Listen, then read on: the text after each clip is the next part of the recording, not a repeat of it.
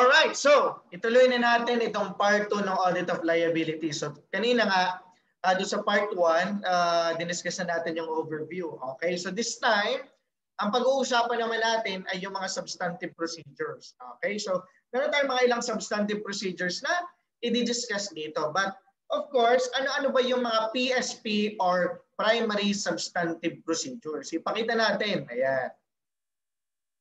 Ayan. So makikita mo dito, 10 PSP ang naandyan, di ba?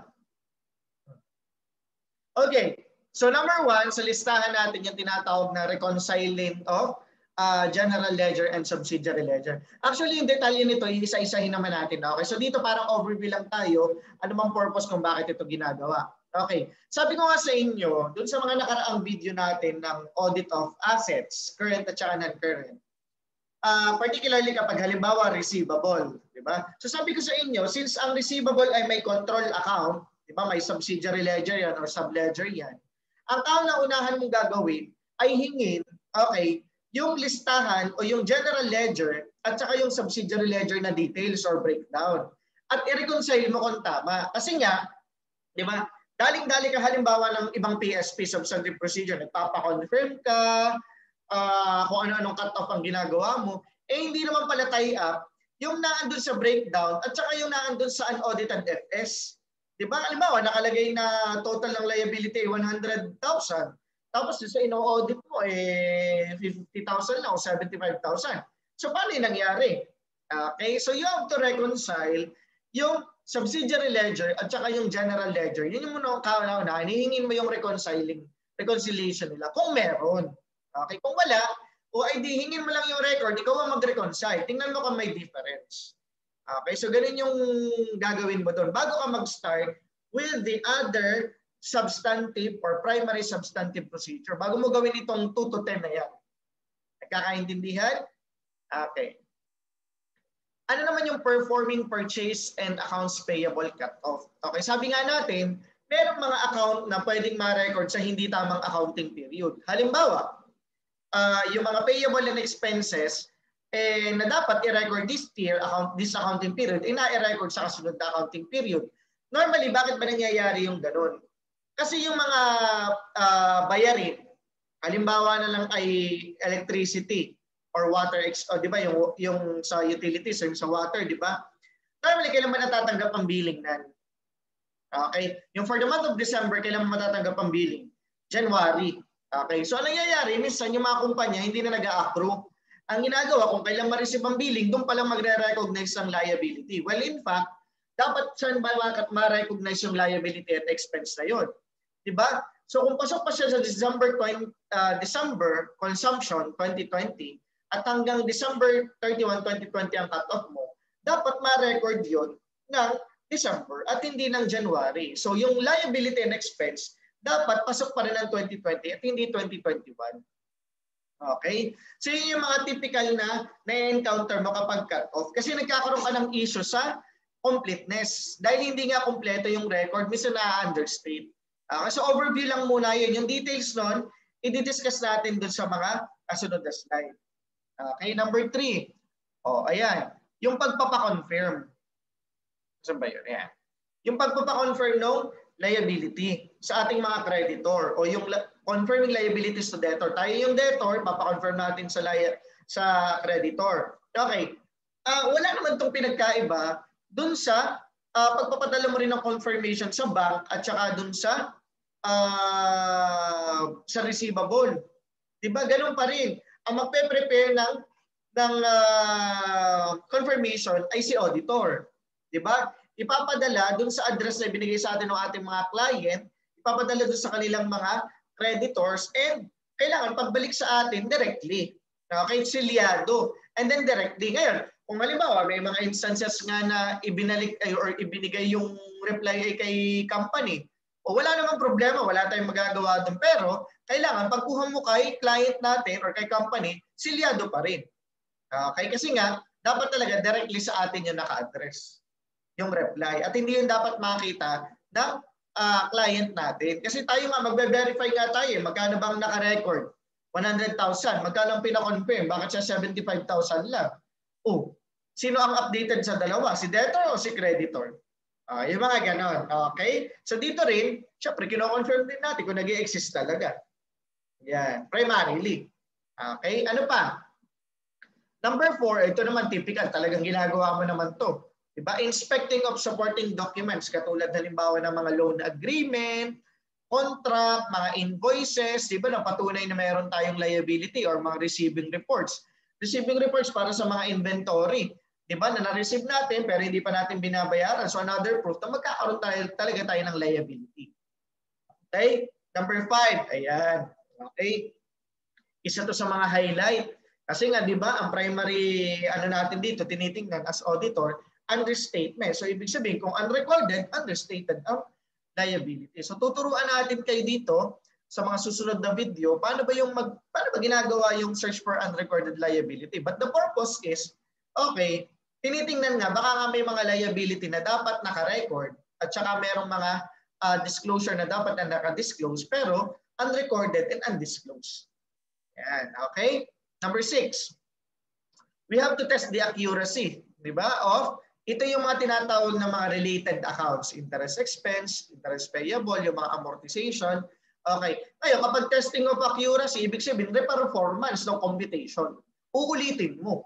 Di ba? At tulad ng amortization, titingnan mo. Siyempre, nakabase sa loan agreement, nakabase sa bond debenture, titingnan mo kung anong pinag-usapan doon, and then with your knowledge as CPA or as accountant, in accordance with the PFRS, kung ano man ang sinasabi, magre-recompute ka.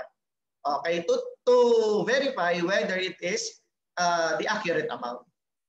Okay, number 7, evaluating valuation of liabilities, okay, denominated in foreign currency. So, sinabi nga natin dapat at closing rate yung ating mga liabilities. Hindi sa kung anumang figure or amount. Yan. Okay, baka kasi mamaya, minumultiply. Katulad nung nangyari din sa receivable na diniscuss ko last, di ba? Minumultiply diretso sa 60 pesos, hindi na babago. Hindi nakabase sa kung magkano ang currency rate or closing rate. Yan. Okay? So, maapektuhan ng valuation. Number 8, reviewing compliance with the terms of the debt agreement. Di ba? So, kasi baka mamaya, hindi na tayo nakakabayad ng utang. Bakit hindi tayo nakakabayad ng utang? Long outstanding payable na tayo. Baka mamaya magkaroon tayo ng issue sa going concern na. Di ba? Okay. Yung mga interest, nagbabayad ba tayo on time? Baka may mga penalty. So ganun yung mga kailangan mong i-recognize dito. Number 9, of course, hindi mawawala yung analytical procedure or yung performance ng analytic review. Di ba? Yung tinitingnan natin yung differences ng last year and this year, and at the same time, pag gumawa tayo ng vertical analysis or kung anumang ratio analysis, that would be part of analytical review. Okay? Kasi minsan makikita mo, teka muna, merong liability, tapos sa contract may interest. Pero bakit walang interest expense na nare-recognize? Di ba? Or nalaman natin na meron palang di ba nagpa-confirm tayo sa mga legal counsel nila. Tapos nakalagay doon, may kinakaharap na kaso at potential or probable na matalo o kaya possible na matalo. So dapat doon may recognition ng provision. At saka kung possible lang, pwede dapat mayroong disclosure ng contingent liability. Yung mga ganun, di ba? Kaya nag-analytical review tayo.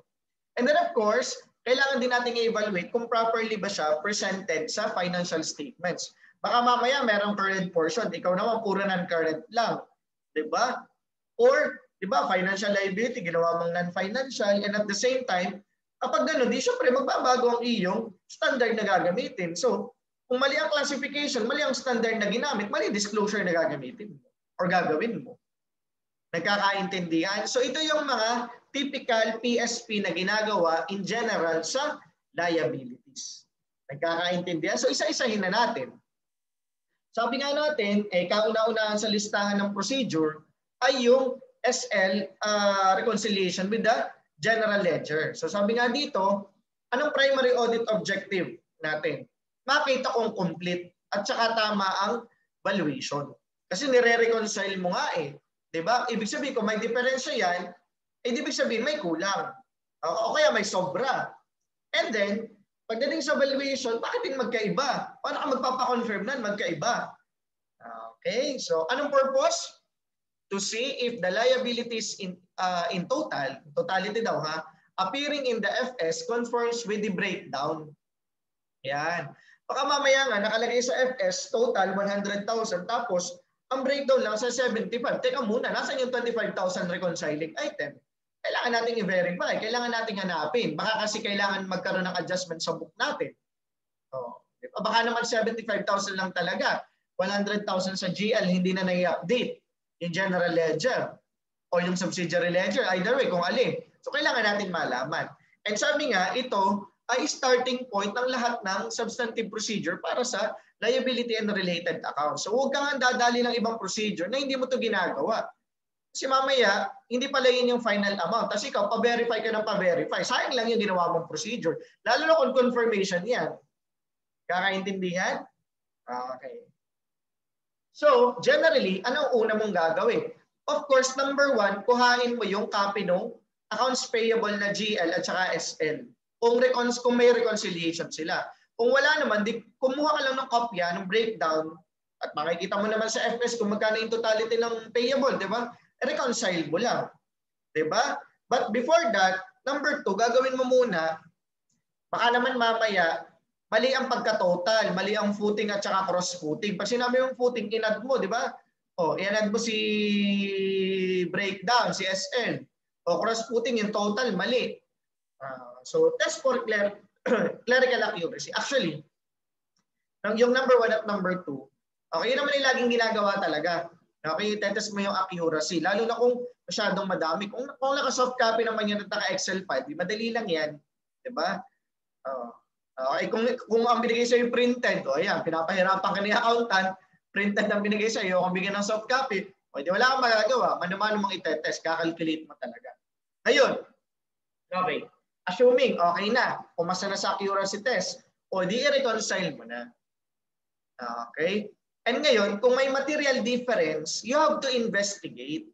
Bakit nagkaroon ng differences? So hanapin mo yung reconciling item na katulad din ng ginagawa mo sa bank record.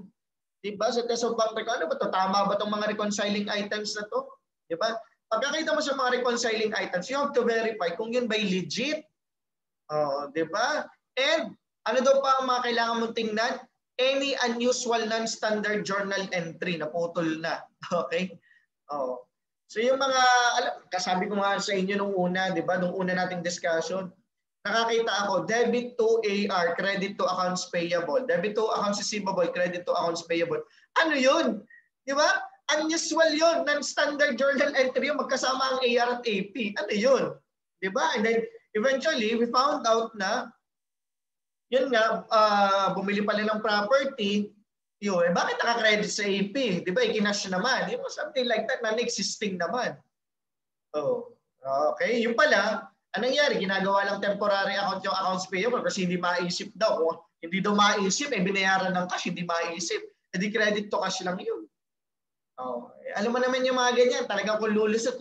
Kaya nga talaga, very, very particular ka talaga dapat. Di ba? Alisto ka dapat, alert ka talaga dapat kung ikaw ang nag-o-audit. Nagkakaintindihan? Ganun lang naman kadali yung reconciliation ng GL at saka ng SL. Okay? So at kauna-unahan nitong procedure na ginagawa. Punta tayo dito sa kasunod. Sabi nga natin, bakit ba tayo nag-perform ng cut-off test? Kasi nga, sige, pakita natin. Okay, so halimbawa 2020 ngayon. Cut-off natin December 31, 2020. Yan, mali-mali na ang sulat. Okay, then of course dito na di 2021. Okay, so kapag ang recording period natin ay hanggang dito, okay, ibig sabihin, dapat lahat ng transaction dito sa area na to, kumpleto. Baka mamaya, nung nag-cut off test ka, ang nangyari, may mga naparecord na sa 2021. Yan, na dapat ay maparecord sa 2020. O kaya naman, may mga nakarecord sa 2020 na dapat naman ay pang 2021 pa. O, yun yung ginagawa sa cut off test. Okay, ngayon, sige, tingnan natin. Ano ba ang primary audit objective kung bakit tayo nagpe-perform ng cut off test? Unang-una, existence. Baka mamaya nagre-record ka ng payable, 'di ba? Or purchases na hindi naman pala totoo or hindi naman talaga nag-e-exist. Di ba? O kaya, nag-exist naman talaga siya ay the next accounting period na at hindi pa ngayon. And then, kasunod, of course, yung completeness. Di ba? Kapag hindi napa-record this year na dapat mapa-record, di incomplete na yan.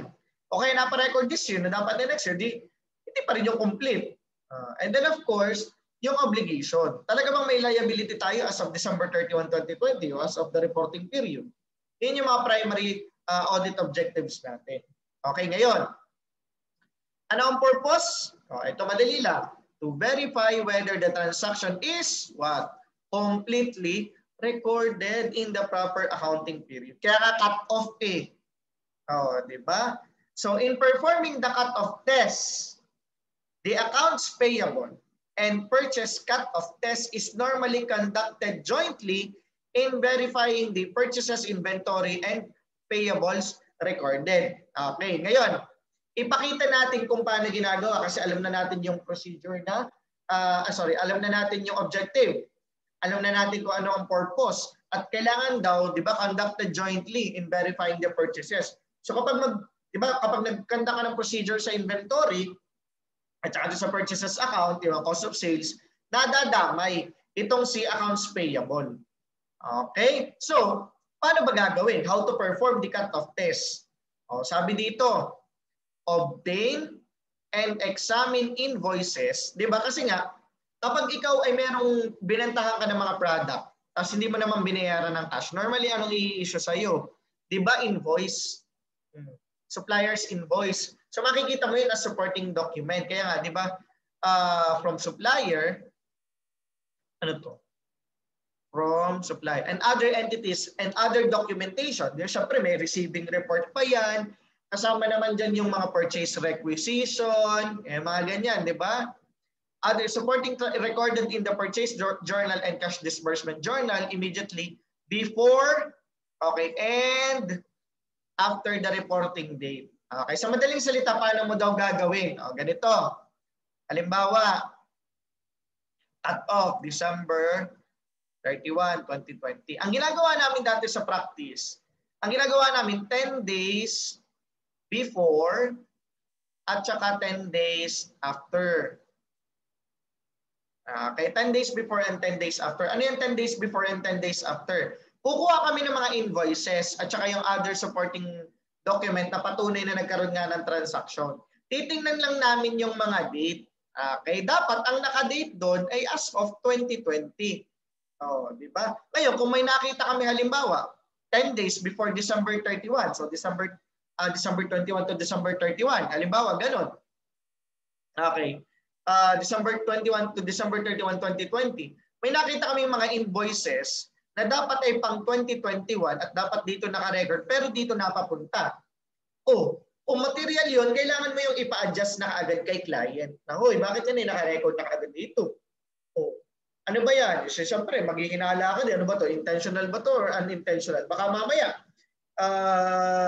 yun nga, ino-overstate ang liability. For what purpose? Di ba? Okay? So yun nga. And then, anong nangyari? Di okay ka na rito sa 10 days before. Pagtingin mo naman ng 10 days after, may mga nakita ka naman mga document na 2020 pa. Early with that, dapat nandito nakapasok. Ayan. So ipapa-adjust mo kay client kung material yan. Okay? Para mag-reflect siya sa 2020. At yun na nga, ibig sabihin, kung hindi mo ipinasok as of December 31, 2020, may meron kang understatement of liability. Anong purpose mo? Nga sinasabi natin kanina, di ba? So, sa unang video lecture natin, na baka nga, kaya nag-understate ng liability for window dressing purposes. Di ba? Or pwede rin namang hindi talaga siya intentional, kundi naging practice na ng company. Okay, na hindi talaga mag-accrue ng liability kasi dapat mag-accrual ka eh. Yung mga expenses and liability na pertaining dapat sa reporting period ng 2020, dapat talaga naka-record ng 2020. Kahit na-receive mo yung invoices noon at saka yung mga SOA na statement of account ay 2021.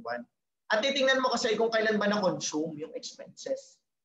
Nagkakaintindihan? Ganun lang naman yung performance ng cut-off test. 10 days before, titingnan mo yung mga document or mga transaction na nangyari 10 days before December 31, 2020 kung yun yung end of reporting period. And then 10 days after, titingnan mo din. Halimbawa, January 1 to January 10, 2021. Titingnan mo, dapat kasi mga 2021 na nakalagay doon, baka may napahalong 2020. Okay? So, ganun lang kapag performance ng cut-off test. And then ano pa daw?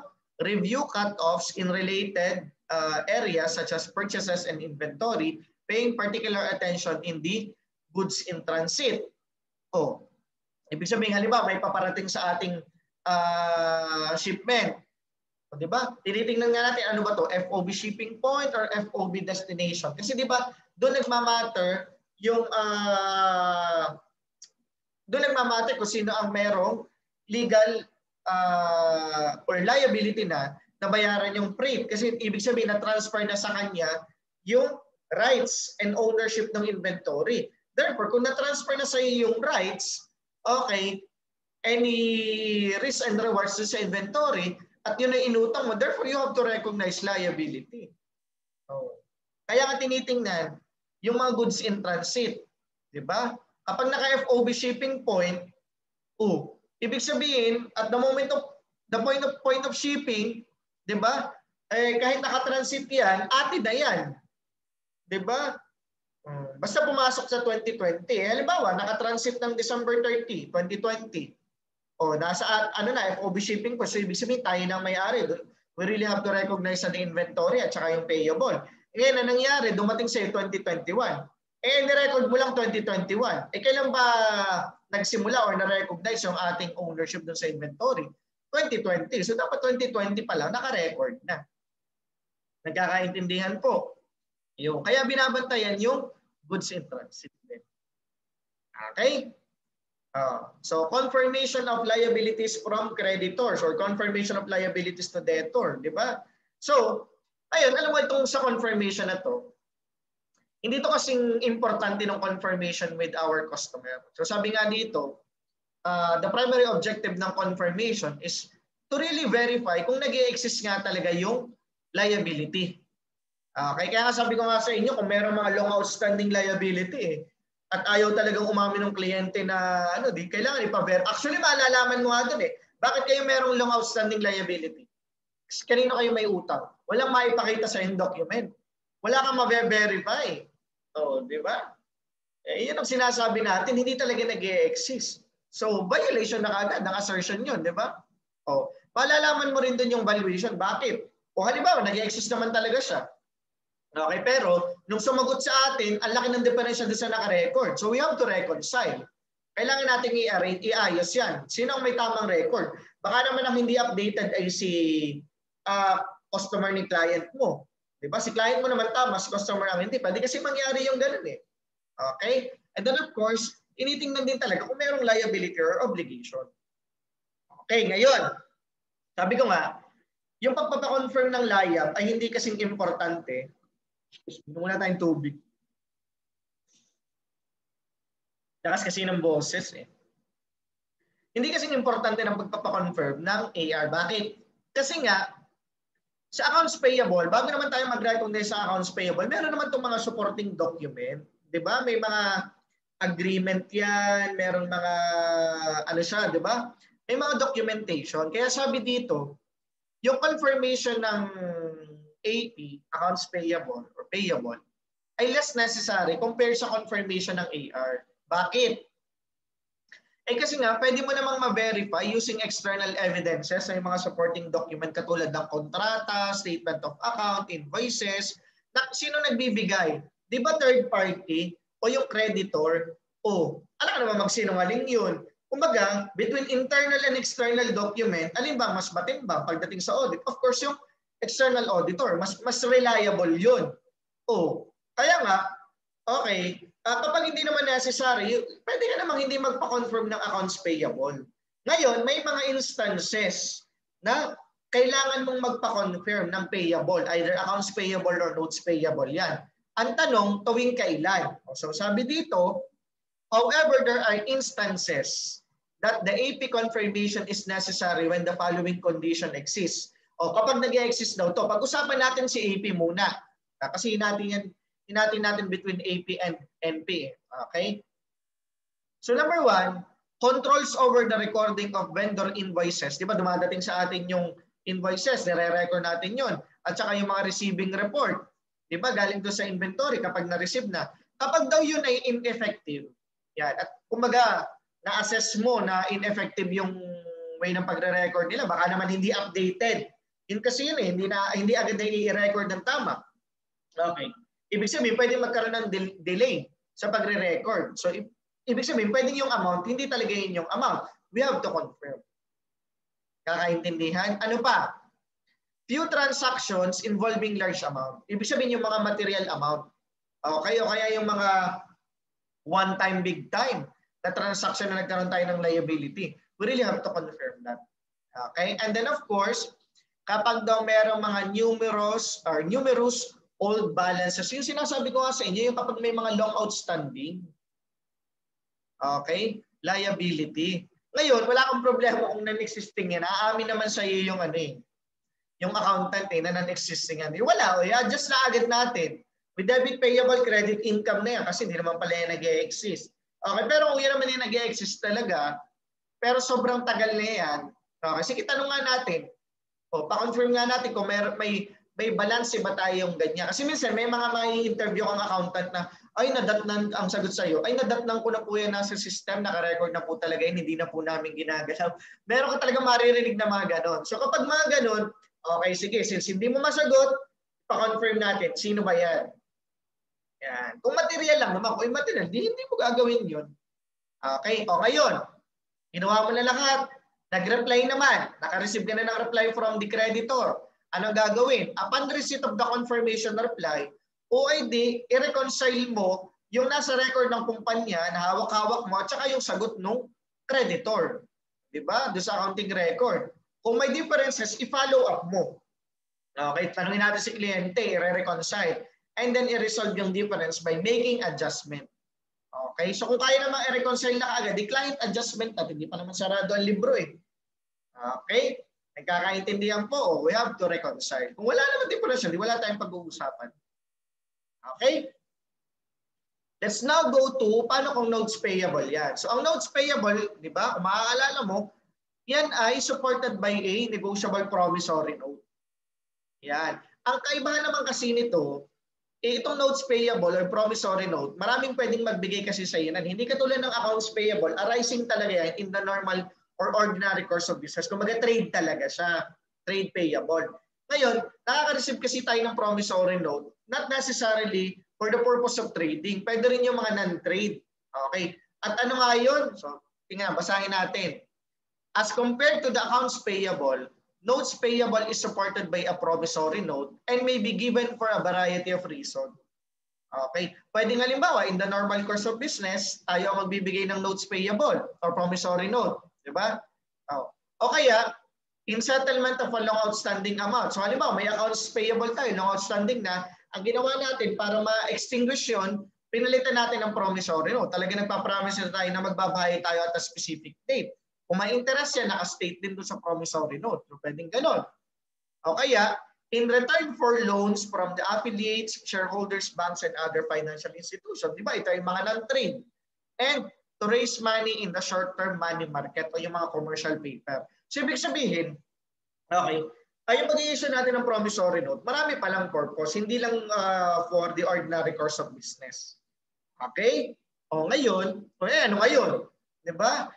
In the verification and the notes payable and yung related accounts, ang related accounts dito malamang interest expense, di ba? The auditor may either, o pinapipili ka naman, anong gusto mo? Number 1, ipapa-confirm mo ba yung notes payable kahit may promissory note naman? Di ba? Oh. Confirm the notes payable or kung ayaw mo ipa-confirm, ganito na lang, i-review mo na lang yung mga supporting documents. Okay? At anong mga titingnan mo doon sa agreement o supporting documents? Number 1, magkano utang? Number 2, anong credit terms, credit period, tuwing kailan magbabayad at kailan dapat bayaran? Ano ang mga interest rate kung meron man? May collateral ba yan? Kasi kung meron at material, kailangan naka-disclose yan. Diba? Ano mga restrictions? Kung meron mang nakalagay na restrictions. And of course, yung letter E, debtor's compliance with the loan provision, and identify liens. O kung sa UK, liens ang pronunciation dito. Alam mo tong liens na to, or lien, okay, or liens, yan ay collateral. Diba? O, halimbawa, may utang ka kay bangko, o kaya si company ay nangutang sa isang financing institution or financial institution para bumili ng sasakyan, 'di ba? Or for company vehicle, inutang. So, para magkaroon ng assurance, itong si financial institution or si bangko, ang naka-collateral yung sasakyan na binili mo, 'di ba? Na in case na hindi makabayad si kumpanya, babatakan niya yung sasakyan. 'Di ba? O kaya, paano kung halimbawa bumili ka ng second-hand na sasakyan? Tapos may mga kumbaga parang sinambot ng kumpanya.